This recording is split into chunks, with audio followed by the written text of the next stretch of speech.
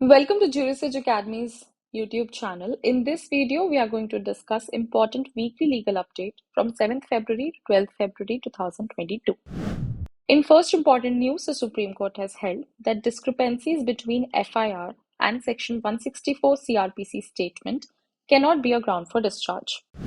In the case of Hazrat Deen versus State of Uttar Pradesh, the court has held that discrepancies between FIR and subsequent statement under Section 164 of CrPC cannot be a ground for discharge without initiation of trial. Such a discrepancy, however, may be a defense in the trial.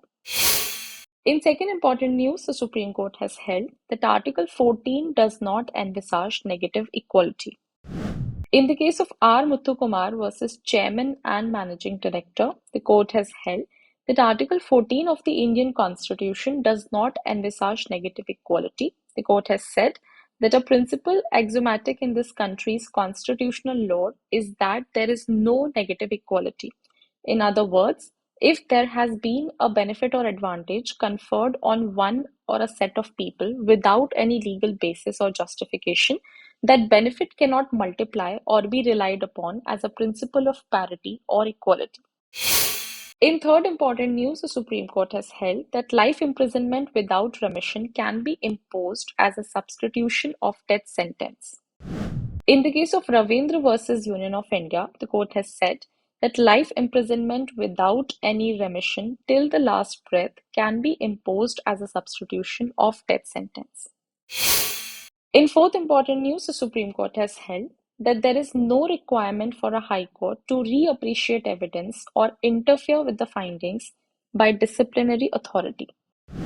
In the case of Umesh Kumar Pehwa versus Board of Directors, Uttarakhand Gramin Bank, the court has held that under Article 226, a High Court need not reappreciate evidence or interfere with the findings of the disciplinary authority. The court has observed in this case that so far as the submission on behalf of the appellant has not conducted any misconduct and the finding recorded by the inquiry officer on the charges proved up perverse is concerned, the High Court is justified in holding that in the limited jurisdiction available to the High Court, in exercise of the powers under Article 226, the High Court is not required to reappreciate the evidence or interfere with the findings recorded by the inquiry officer accepted by the disciplinary authority.